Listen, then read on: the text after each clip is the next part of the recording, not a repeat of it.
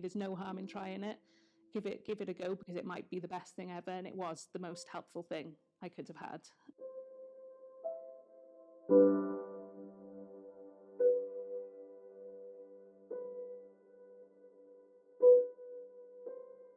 We tried for 5 years to get pregnant and ended up getting pregnant through IVF. The first 2 rounds didn't work. And then we had 2 embryos transferred, which resulted in us having Griff and Mabley. When we had IVF, the 2 first times, like I said, they weren't successful. So the third time we had it, they did mention transferring 2 embryos this time, because other times we'd only had 1 embryo transferred and neither had been successful. But obviously they mentioned the risks around that. And if you have multiples, your pregnancy is higher risk.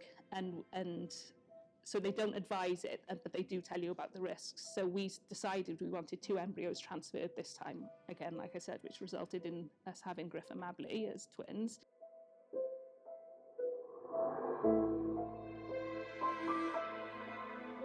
Sadly, we lost Mabley at 30 weeks, which was really difficult because we had to continue with the pregnancy until Griff was ready to be born. So I could still, whenever he kicked, she would move, I could feel her, which was really, really hard.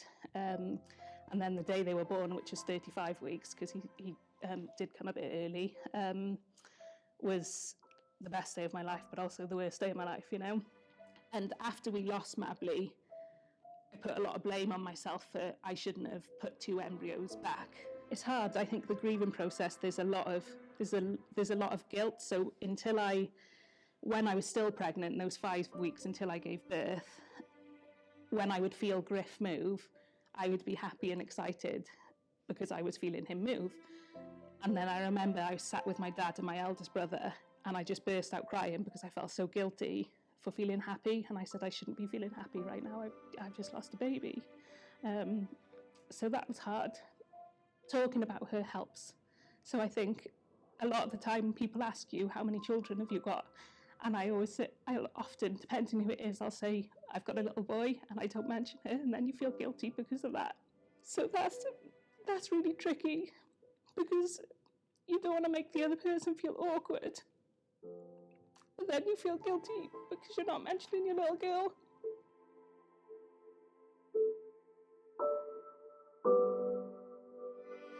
Yeah, the first kind of 3 months, it was really hard. I can't even remember a lot of them. I think I've wiped a lot of it out. We had a funeral in the first kind of, I think about 6 weeks it was. So a lot of our focus was on that, and it was good to have her funeral for closure, but at the same time you don't want that closure because that means you're saying goodbye to her. So that was hard. My little boy is quite reserved, quite shy, and I feel like especially the first 3 months, he picked up on a lot of anxiety from myself and my husband. And I kind of feel like that's kind of impacted him. He had a really hard start to life, losing his sister, because they always said, when I went for scans, I'd ask, are they going to be aware of each other? And they always said, yeah, they ought to be aware of each other. So, was he always wondering, where is she gone? Where's my little buddy gone? I was with for 9 months. After he was born, I'd have panic attacks because I was really worried about something happening to him or something happening to me. So it was really scary. My husband was amazing, luckily, but it was hard for him as well because obviously he was going through it all as well, but trying to support me at the same time, so it was really difficult.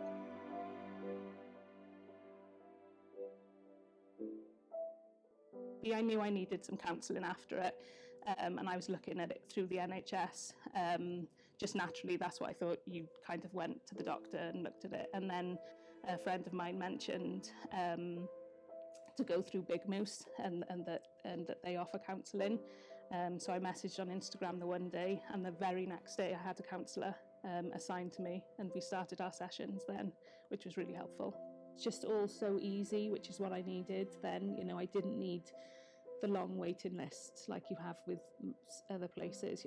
I needed it then. I needed it, and I desperately needed it then, and that's what was so good about it. It was like I said, one day I messaged you, the next day I had an email to say I was paid. It wasn't just any kind of random therapist.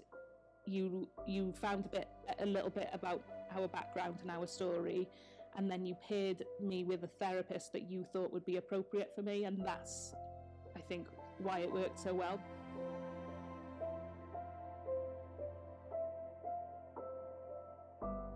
When I'm having hard days, just appreciating and being with Griff, that's a big thing. But also, we live a 2-minute walk from her grave, and that's a really special place for us. I go and visit her a lot, and that's probably, from therapy, that's the one thing I found, was being outdoors, being with Griff and going to visit Mabley, which you can kind of do all together. That's the biggest thing I find helps, and talking about her as well, and making sure people know about her and remembering her, because she deserves to be spoken about and remembered, you know. And so for people in situations like myself, knowing that it's okay to mention them, I mean, I'd rather the person I'm talking to feel, if they did feel a little bit uncomfortable for a little while, feel a little bit uncomfortable, than me feel guilty for not mentioning my daughter. And I was thinking about this the other day, because I thought, well, if my daughter passed away when she was 2, 5, 15, 20, I would still say to people, I've got a daughter. I'd still mention her. So why shouldn't I? Just because she passed away at 30 weeks and she wasn't born like Griff, why shouldn't I mention her? The other day I was thinking, I'm hoping that there's an age where, because obviously we talk to Griff a lot about Mabley, I'm hoping there's a day that comes where somebody asks me how many children you have, and he'll say, I'm Mabley, and he'll kind of break the ice for me. That's what I'm hoping.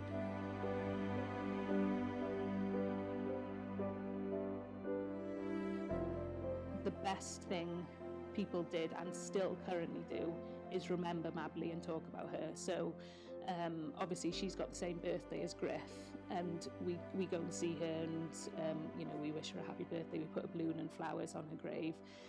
But we also want that day for Griff. We don't want him to feel like it's been taken away from him at all. So the day we found out, which was the 6th of October, is Mabley's day.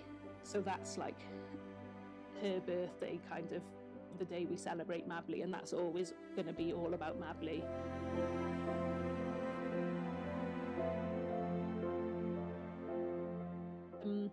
I'm almost 15 weeks pregnant now, which wasn't an IVF conception, so that was a shock, but amazing.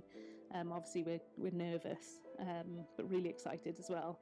And I think the one thing that is comforting us both is that Mabley is looking out for us, and that's what we always say to each other when I'm like, do you think this baby's okay, and do you think everything's going to be okay? And you know, when we ask these questions, and our response is, Mabley's looking out for us, everything's going to be okay.